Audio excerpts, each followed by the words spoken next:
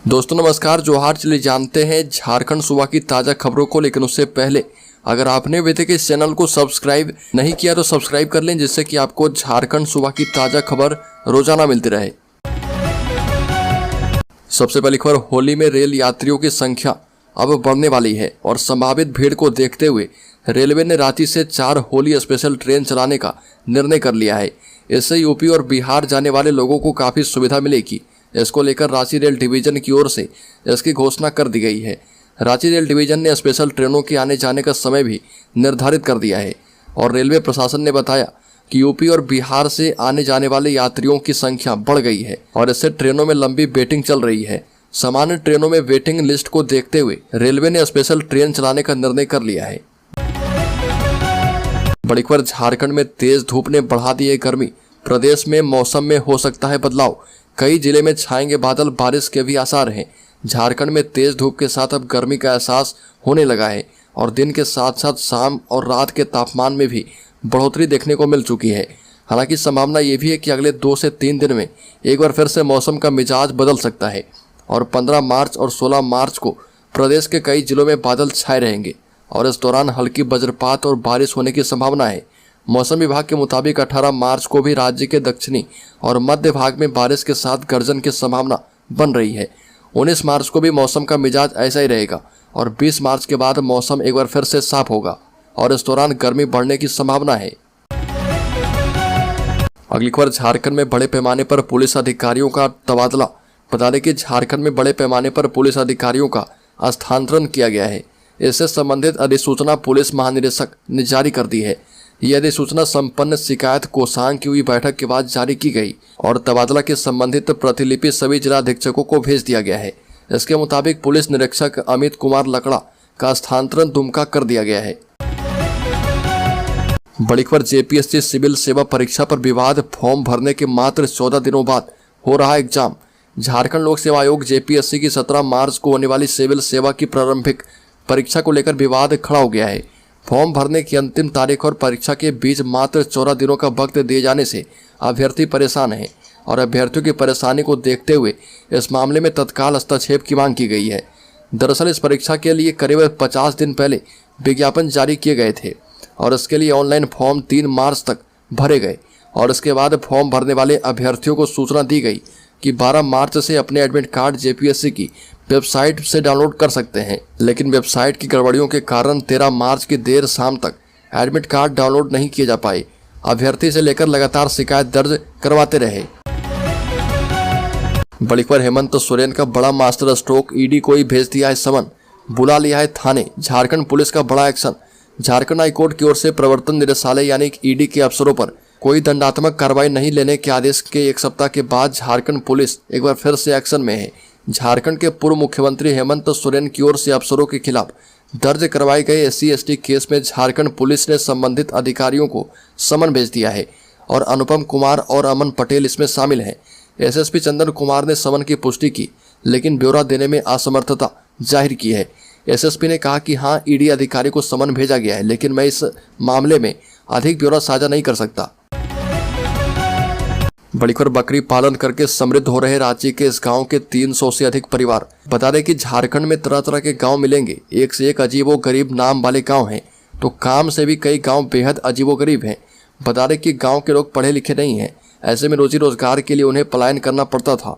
मजदूरी करके जीवन यापन करते थे, लेकिन अब ये लोग समृद्धि की ओर बढ़ रहे। हम बात कर रहे हैं रांची के चामगुरु गाँव की। राजधानी रांची से महज 25 किलोमीटर की दूरी पर यह गाँव है और इस गांव के लगभग हर घर में बकरी पालन होता है और बकरी पालन ने इन्हें समृद्ध बना दिया है। अगली खबर, नियोजन और मुआवजे की मांग को लेकर लोगों ने किया बोकारो स्टील प्लांट के मेन गेट को जाम। नियोजन और मुआवजे की मांग को लेकर मृत ठेका मजदूर के परिजन और स्थानीय लोगों ने बोकारो स्टील प्लांट के मुख्य गेट को जाम करते हुए रात से ही शुरू कर दिया है अनिश्चितकालीन धरना। बता दें कि बोकारो स्टील प्लांट के कोक ओवन विभाग के कोल हैंडलिंग एरिया में कार्यरत मेसर्स HEMS कॉरपोरेशन के 40 वर्षीय ठेका मजदूर अशोक कुमार महतो की मौत हो गई और इसको लेकर उनके परिजन अब धरने पर बैठ गए हैं। बड़ी खबर, हिंदी फिल्म आर्टिकल 370 को झारखंड में टैक्स फ्री करने को लेकर राज्यपाल CP राधाकृष्णन ने बड़ा बयान दिया। झारखंड के राज्यपाल सीपी राधाकृष्णन ने कहा कि फिल्म आर्टिकल 370 को राज्य में करमुक्त किया जाना चाहिए और रांची के एक सिनेमा घर में फिल्म देखने के बाद उन्होंने कहा कि मुझे लगता है कि ऐसी देशभक्ति वाली फिल्म को करमुक्त यानी टैक्स फ्री कर देना चाहिए और यह सरकार पर निर्भर करता है। देश भर में 23 फरवरी को रिलीज हुई आर्टिकल 370 कश्मीर में आतंकवाद के खिलाफ सरकार की लड़ाई और अन्य मुद्दों पर केंद्रित है। तो दोस्तों, खबरों में और भी आगे बढ़े उससे पहले मैं आपको जानकारी दे दूं कि इस चैनल पर हर दिन एक गिव अवे क्वेश्चन पूछा जा रहा है, तो आप चैनल को सब्सक्राइब करके बेल आइकॉन वीडियो की नोटिफिकेशन सबसे पहले पाने के लिए दबा लें और जो सब्सक्राइबर 30 दिनों में सबसे पहले और ज़्यादा उत्तर दिए हैं उन्हें इस चैनल की तरफ से 1001 रुपये गिव अवे के तौर पर दिया जाएगा और कल विजेता का नाम प्रकाशित कर दिया जाएगा। इस क्यूज सीरीज का 30वां और अंतिम सवाल है, यूरेनियम के अलावा किस पदार्थ से परमाणु बम बन सकता है। इसमें पहला ऑप्शन है न्यूट्रोनियम, दूसरा ऑप्शन है फ्लूओडियम और तीसरा ऑप्शन है प्लूटोनियम और चौथा ऑप्शन है प्लाज्मा। तो जल्दी से इसका सही जवाब कमेंट बॉक्स में आप दीजिए और शामिल हो जाइए 3 लकी सब्सक्राइबर में जिन्हें 1001 रुपये गिव अवे के तौर पर दिया जाएगा। तो चलिए फिर से बढ़ते हैं खबरों की ओर।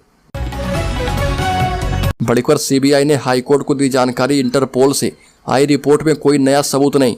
झारखंड हाईकोर्ट ने धनबाद के जज उत्तम आनंद की मौत मामले में स्वतः संज्ञान से दर्ज जनहित याचिका पर सुनवाई की है और सीबीआई की ओर से वरीय अधिवक्ता अनिल कुमार ने खंडपीठ को बताया कि अनुसंधान के दौरान सीबीआई की ओर से व्हाट्सएप चैट के बारे में जानकारी मांगी गई थी, लेकिन इंटरपोल से जो रिपोर्ट आई है उसमें कोई नया सबूत नहीं मिला है।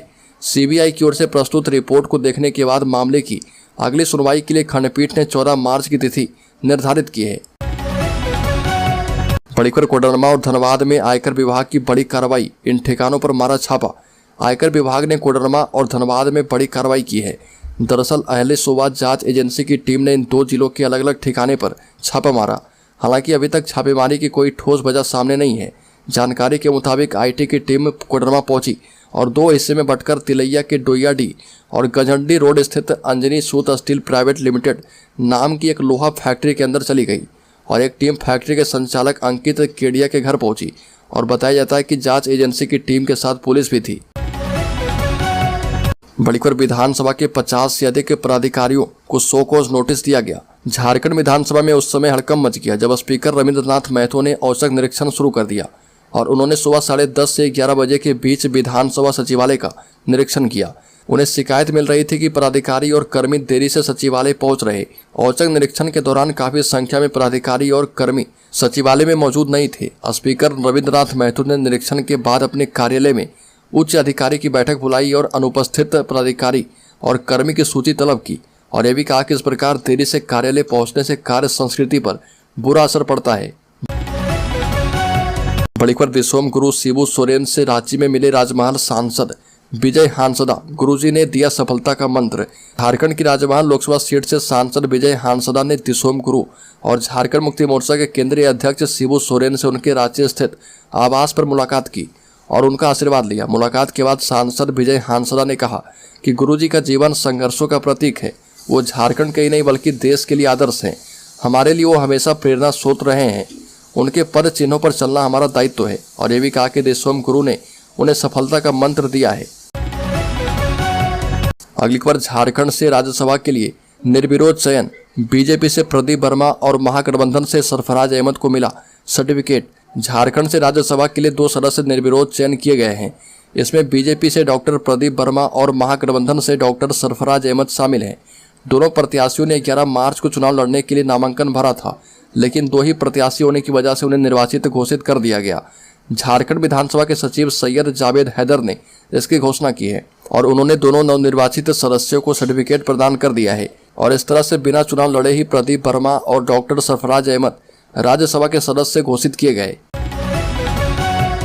एक और बड़ी खबर, पीएम मोदी ने 1 लाख स्ट्रीट वेंडर्स को दिया लोन। पीएम मोदी ने 14 मार्च को दिल्ली के जवाहरलाल नेहरू स्टेडियम पहुंचकर दिल्ली के 5000 स्ट्रीट वेंडर्स समेत 1 लाख वेंडरों को पीएम स्वनिधि योजना के तहत लोन बांटा है और पीएम ने प्रधानमंत्री दिल्ली मेट्रो के 2 नए कॉरिडोर की भी आधारशिला रखी है।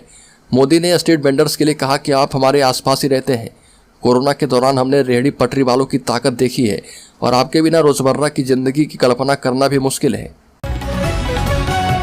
अगली खबर, सिंहभूम संसदीय सीट कांग्रेस की प्रत्याशी कांग्रेस का ही हो।